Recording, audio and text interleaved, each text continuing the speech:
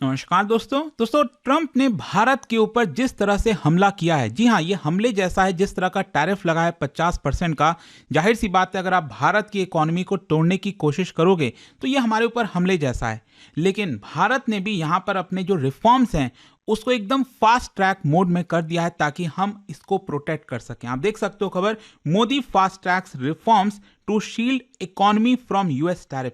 और इस वीडियो के अंदर इसी को थोड़ा समझने की कोशिश करेंगे कि अभी भारत की अर्थव्यवस्था में क्या चेंजेस हो रहे हैं, और वो बहुत इंपॉर्टेंट है। चाहे वो लेजिस्लेचर के टर्म्स में हो, बिल पास कराया गया, बहुत सारी चीजें हो रही हैं जो आप इसको लिंक कर पाओगे कि कैसे यूएस टैरिफ से बचने के लिए भारत पीछे से काफी बड़ा गेम प्लान कर रहा है। चलिए शुरुआत करते हैं, मैं आपको डिटेल से बताऊंगा, लेकिन उससे पहले आप सबको बता दूं, स्टडी आईक्यू पर इस समय न्यू ईयर सेल चल रहा है। मतलब कोई भी यूपीएससी कोर्स बैच आप लेते हो, इस पे हम आपको 50% का फ्लैट डिस्काउंट दे रहे हैं। लेकिन साथ ही साथ कोई भी बैच आप लेते हो तो उसके ऊपर जो वैलिडिटी होती है वो भी आपको ऑटोमेटिकली डबल हो जाएगी। जैसे 2027 का हमारा बैच है, इसमें प्रीलिम्स मेंस इंटरव्यू सब कुछ की तैयारी कराई जाती है। 18 बुक्स का पूरा सेट आपके घर पर भेजा जाता है, और साथ ही साथ अगर आप प्रीलिम्स क्रैक कर लेते हैं तो पूरा फी भी हम आपको रिफंड कर देंगे। तो इसका लिंक कमेंट सेक्शन में दिया हुआ है, यूज करिए ये कोड अंकित लाइव मैक्सिमम डिस्काउंट के लिए। और ये फोन नंबर है, यहाँ पर आप कॉल कर सकते हैं, मेरी टीम आपको अच्छे से गाइड कर देगी। चलिए शुरुआत करते हैं। सबसे पहले देखते हैं कि एग्जैक्टली हो क्या रहा है। आप सब जानते हैं अमेरिका ने डोनाल्ड ट्रंप के अंडर हाईएस्ट इंपोर्ट टैरिफ लगाया है। मतलब इतना बड़ा इंपोर्ट टैरिफ, चाइना हो, कोई भी देश अगर आप देखिए, सबसे ज्यादा भारत के ऊपर आपको देखने को मिलेगा। And this is part of broader America first trade policy. Trump कह तो रहे हैं अमेरिका फर्स्ट है, अब ये अमेरिका फर्स्ट है कि अमेरिका डाउन है नहीं पता, लेकिन यहां पर मेन एम यही है कि जो यूएस का ट्रेड डेफिसिट है उसको कम किया जाए। ट्रंप ट्रेड डेफिसिट को कम करने की कोशिश कर रहे हैं टैरिफ लगाकर, ताकि टैरिफ लगाया जाएगा तो अमेरिका कम इंपोर्ट करेगा, इंपोर्ट कम होगा तो डेफिसिट कम होगा। लेकिन इसका कॉन्सिक्वेंस क्या होगा ये शायद ट्रंप नहीं समझ पा रहे हैं। खैर जो भी है, यहां पर जो डोमेस्टिक मैन्युफैक्चरिंग है उसको प्रोटेक्ट करने की कोशिश है अमेरिका के अंदर। यहां पर टैरिफ को एक ट्रेड नेगोशिएशन में लीवरेज लेने की कोशिश है। टैरिफ कि अगर आप ऐसा नहीं करोगे तो हम टैरिफ लगा देंगे, भारत का एग्रीकल्चर मार्केट नहीं ओपन करोगे तो हम टैरिफ लगा देंगे, धमकी जैसा आप कह सकते हैं। और ये भारत के लिए क्यों इतना क्रिटिकल है ये भी आप समझिए। US is India's largest export destination. मतलब आप समझो, भारत जितना भी एक्सपोर्ट करता है ना दुनिया भर में, सोचिए लगभग 18% हम सिर्फ अमेरिका में करते हैं। तो अगर अमेरिका पर इंपैक्ट आता है, अगर हमारा एक्सपोर्ट नहीं हो पाता है तो इसका बड़ा इंपैक्ट आएगा हमारे एक्सपोर्टर्स के ऊपर। और इसमें बहुत सारे सेक्टर्स हैं भारत के, textile sector, gems and jewellery, auto components, marine product, इन सब के ऊपर सबसे ज़्यादा इंपैक्ट आएगा। इकोनॉमिस्ट का ऐसा मानना है कि इसका डायरेक्ट असर हमारे जीडीपी ग्रोथ पर होगा 0.4% से लेकर 0.5% तक, अगर ये ऐसा ही चलता रहा।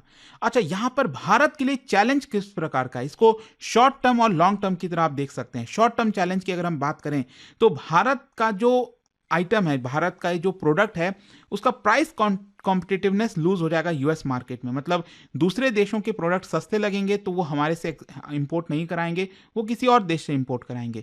यहाँ पर जो मार्जिन है एक्सपोर्टर्स का वो भी कम हो जाएगा, और इसकी वजह से जो लेबर इंटेंसिव सेक्टर्स हैं भारत के, वहाँ पर एम्प्लॉयमेंट का खतरा रहेगा कि यहाँ पर एम्प्लॉयमेंट खत्म हो सकता है, अनएम्प्लॉयमेंट स्टार्ट हो सकता है। और लॉन्ग टर्म स्ट्रक्चरल रिस्क भी आपको समझना है।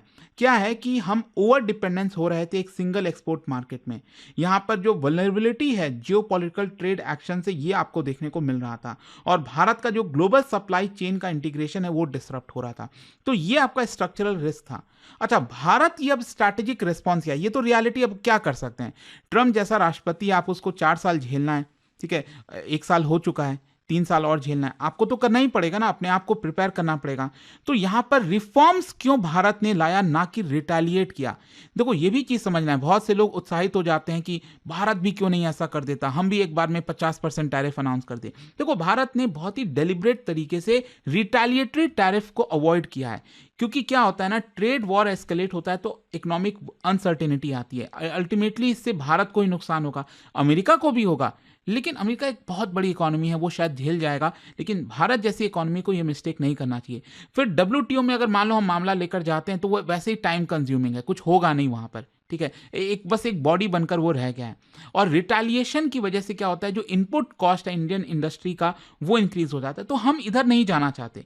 इंस्टेड भारत ने स्ट्रक्चरल रिफॉर्म की स्ट्रैटेजी अपनाई है कि यहां पर हम अपना डोमेस्टिक कॉम्पिटिटिवनेस को बढ़ाएंगे, long term capital foreign market से अट्रैक्ट करेंगे और रिजिलियंस बिल्ड करेंगे अगेंस्ट फ्यूचर ट्रेड शॉक। के फ्यूचर में अगर इस तरह का कोई भी देश कदम लेता है तो हम अपने आप को पहले से प्रिपेयर रखें, क्योंकि अभी तक शायद हम इस चीज को सोच नहीं रहते कि अमेरिका जैसा देश जो क्लोजेस्ट अलाई कहता है भारत को, इतनी बड़ी बड़ी बातें करता है, वो हमारे ऊपर ऐसा करेगा। खैर जो भी है, क्वेश्चन यह है कि भारत ने कौन कौन से रिफॉर्म्स अपनाए हैं, वो भी फास्ट ट्रैक मोड में।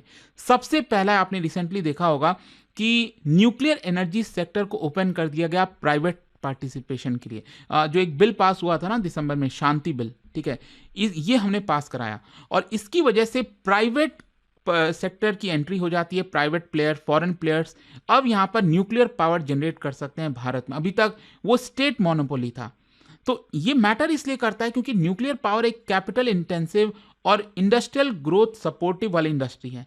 यहाँ पर एनर्जी सिक्योरिटी इंप्रूव होगी, हमारी जो डिपेंडेंसी है फॉसिल फ्यूल पर वो कम होगी। तो इससे क्या होगा कि जो प्रोडक्ट्स बनाने का कॉस्ट है वो कम होगा अल्टीमेटली, और हमारे जो प्रोडक्ट्स हैं वो एक्सपोर्ट कॉम्पिटिटिवनेस हो सकेंगे। हम लोअर दाम पर एक्सपोर्ट कर सकेंगे जिससे ज़्यादा हम एक्सपोर्ट कर पाएँ बाकी देशों में।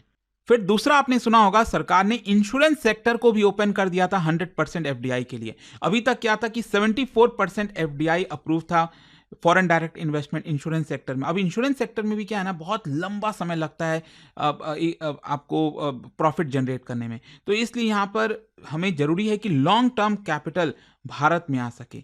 तो यहाँ पर क्या हुआ है कि large inflow long term foreign capital ने भारत सरकार ने ये कदम लिया। इंश्योरेंस पेनिट्रेशन ज़्यादा हो भारत में। अभी भी आप देखोगे बहुत कम पेनिट्रेशन है। मतलब आप समझिए कि जो प्रीमियम वगैरह दिया जाता है वो जीडीपी का लगभग 3% के आसपास है, और ग्लोबल एवरेज आप देखो तो लगभग 7% है। तो अभी भी हमें बहुत सारी चीज़ें करनी है, इंश्योरेंस प्रोवाइड करना है हर एक हाउस होल्ड को। और ये ट्रेड रेलेवेंस इसलिए हो जाता है क्योंकि अगर आप इंश्योरेंस लेते हो तो आपके जो एक्सपोर्ट्स हैं वो बेटर रिस्क कवरेज में आते हैं। कैपिटल इनफ्लोज की वजह से आपका जो टैरिफ इंड्यूस्ड शॉक है वो भी बच जाता है, हम उससे प्रोटेक्ट होते हैं। तो इंश्योरेंस सेक्टर का ओपन होना एक अपने आप में बड़ी बात थी यहाँ पर, क्योंकि अभी तक स्ट्रैटेजिक सेक्टर की तरह देखा जाता है, इसको ओपन नहीं किया जाता था। अच्छा, यूनिफाइड सिक्योरिटीज मार्केट कोड भी सरकार लेकर आई। इससे होता क्या है कि आपको बिजनेस करने में आसानी होती है। मतलब जितने फाइनेंशियल लॉज है ना, इतने सारे, उसको एक सिंगल फ्रेमवर्क में सरकार लेकर आई है। यहाँ पर जो कंप्लायंस है, रेगुलेटरी क्लैरिटी है, उसको सिंप्लीफाई किया सरकार ने। मैटर इसलिए करता है क्योंकि इन्वेस्टर्स का कॉन्फिडेंस बूस्ट होता है, ease of doing business improve होता है, ग्लोबल इन्वेस्टर्स एनकरेज होते हैं कि वो भारत में आए क्योंकि चीज़ें सरल हैं। आप भारत में आइए, इन्वेस्ट करिए, बिजनेस बनाइए, प्रॉफिट कमाइए, ले जाइए। तो ट्रेड रेलेवेंस के पर्सपेक्टिव से अगर आप देखोगे तो ये भारत को एक स्टेबल ऑल्टरनेटिव मैन्युफैक्चरिंग की तरह खड़ा करता है कि भारत एक इन्वेस्टमेंट डेस्टिनेशन है, फ्रीली आप इन्वेस्ट कर सकते हैं। फिर इसके अलावा आपने देखा होगा सरकार रिसेंटली बहुत प्रयास कर रही है कि जितना ज्यादा देशों से हम फ्री ट्रेड एग्रीमेंट कर सकें। जैसे इंडिया ओमान के बीच में जब पीएम मोदी ओमान गए तो वहां पर फ्री ट्रेड एग्रीमेंट साइन किया गया, और भारत के लगभग 98 से 99% जो एक्सपोर्ट हैं वो आपका जीरो ड्यूटी वाले हो गए। अब और ज़्यादा हम एक्सपोर्ट करेंगे ओमान में, अगले 2-3 साल में हमारा एक्सपोर्ट डबल हो सकता है। फिर इसके अलावा इंडिया यूके ट्रेड एग्रीमेंट हुआ ही है, और बातचीत चल रही है European union, New Zealand, Latin American countries के साथ भी। तो यहाँ पर यही है कि जो ओवर डिपेंडेंस था ना यूएस मार्केट के ऊपर, वो हम कम करना चाहते हैं। दूसरे देशों में हम ज़्यादा एक्सपोर्ट करना चाहते हैं। तो जो हमारी कमी आ रही है, जो हम एक्सपोर्ट नहीं कर पा रहे हैं यूएस में, वो हम बाकी देश में कर देंगे। तो इससे भारत को फायदा मिल जाएगा और इंडिया को एक प्रकार से ग्लोबल वैल्यू चेन में और डीपली इंटीग्रेट करने की कोशिश है। अच्छा, यहां पर अगर आप देखोगे ना, जो सेक्टर वाइज इंपैक्ट आया है यूएस टैरिफ की वजह से, जैसे टेक्सटाइल सेक्टर के अंदर हमारा कॉम्पिटिटिवनेस लूज हो गया है। बांग्लादेश, बाकी जैसे देशों जो कपड़ा भेजते हैं वहां पर एक्सपोर्ट करते हैं अमेरिका में, उनको फायदा हो रहा है। तो इसके लिए सरकार फ्री ट्रेड एग्रीमेंट कर रही है, पीएलआई स्कीम्स लेकर आई है। जेम्स एंड ज्वेलरी में मार्जिन कंप्रेशन हो गया, एक्सपोर्टर्स को फायदा नहीं हो रहा है, तो यहां पर सरकार मार्केट डाइवर्सिफिकेशन कर रही है दूसरे देश में बेचने के लिए। ऑटो कंपोनेंट्स में यहां पर अगेन कॉस्ट हाई हो गए, जिसकी वजह से हम भारत को अमेरिका को एक्सपोर्ट नहीं कर पाएंगे। तो यहाँ पर अब इस इकोनॉमीज ऑफ स्केल की चर्चा हो रही है, ईवी ट्रांजैक्शन की चर्चा हो रही है। मरीन प्रोडक्ट्स में भी यहाँ पर हाई टैरिफ सेंसिटिव है, थोड़ा सा भी प्राइस इंक्रीज होता है तो हम एक्सपोर्ट नहीं कर पाते हैं, दूसरे देश एक्सपोर्ट करते हैं मरीन प्रोडक्ट। लेकिन यहाँ पर अब हम अमेरिका को एक्सपोर्ट नहीं कर पाएंगे, मतलब वेस्ट एशिया में, यूरोपियन यूनियन में ज़्यादा एक्सपोर्ट करेंगे। तो ये इस तरह की स्ट्रैटेजी अपनाई जा रही है। तो एक्सपोर्ट परफॉर्मेंस भी अगर आप देखोगे ना, टैरिफ ट्रंप ने लगाया, उसके बावजूद भी भारत का जो एक्सपोर्ट है वो रिजिलियंट दिख रहा है आपको। जो मर्चेंडाइज ट्रेड डेफिसिट है वो नैरो हुआ है। ये दिखाता है कि भारत अपना मार्केट डाइवर्सिफाई कर रहा है, पॉलिसी सपोर्ट का इफेक्ट आपको देखने को मिल रहा है, सप्लाई चेन एडेप्टेबिलिटी इंप्रूव हो रही है भारत की। लेकिन हाँ, यहाँ पर खतरा भी है, चैलेंजेस भी हैं। जैसे जो रिफॉर्म्स अपनाए जा रहे हैं सरकार के द्वारा, बिल्स पास कराया जा रहा है, उसके इंप्लीमेंटेशन में डिले हुआ तो अगेन प्रॉब्लम आएगी। शॉर्ट टर्म पेन होगा एक्सपोर्टर्स के लिए बिफोर लॉन्ग टर्म गेन। यहाँ पर पॉलिटिकल रेसिस्टेंस आता है प्राइवेटाइजेशन जब भी हम चर्चा करते हैं, अपोजिशन पार्टीज नहीं मानती हैं। अनसर्टेनिटी है कि यूएस ट्रेड पॉलिसी अब फ्यूचर में किस तरह की होगी, फिर कुछ खतरा मंडरा जाए, यू नेवर नो, ट्रंप का तो कुछ पता नहीं रहता।